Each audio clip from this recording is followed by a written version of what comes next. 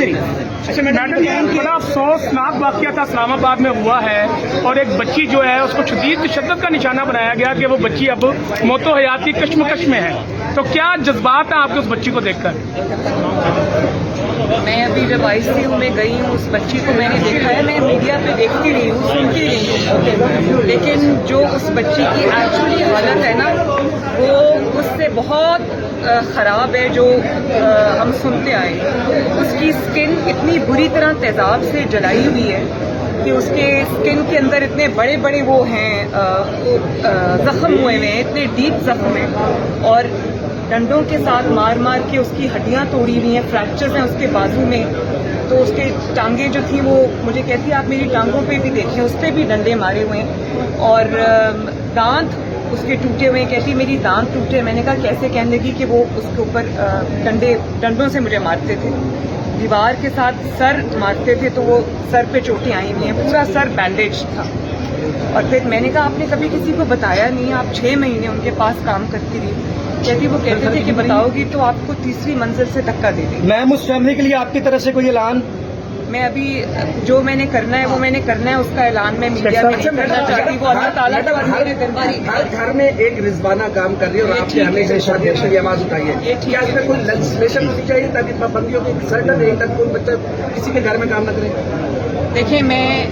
پاکستان میں لیجسلیشنز کی کمی نہیں ہے، پاکستان میں قوانین کی کمی نہیں ہے۔ شہباز شریف صاحب کے پچھلے دور میں جب وہ چیف منسٹر تھے تو ان کے لیے ایک اسپیشل قانون پاس ہوا تھا، قانون بنایا گیا تھا جس میں 18 سال سے کم عمر کے بچوں پر لیبر پر پابندی تھی، ان کے کام کرنے پر پابندی تھی، لیکن اس قانون کی امپلیمنٹیشن اگر ہوتی تو آج ہمیں یہ کیس دیکھنے کو نہ ملتا۔ میڈم، اور میں یہ سمجھتی ہوں کہ پاکستان کے اندر اب FIR بھی درج ہو گئی، ان کو بیل بھی مل گئی۔ ان کو بیل اس لیے ملی کہ وہ ایک جج صاحب کی وائف تھی۔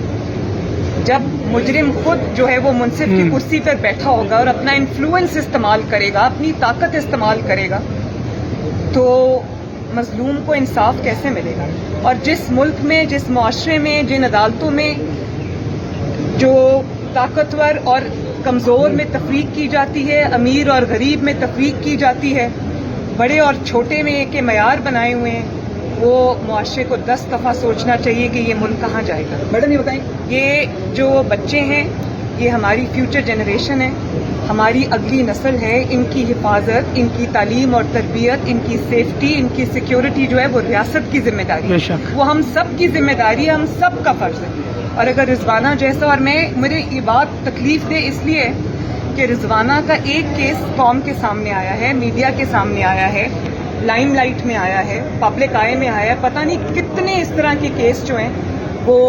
خوف میں، ڈر میں، طاقت کے استعمال سے چھپا دیے جاتے ہیں،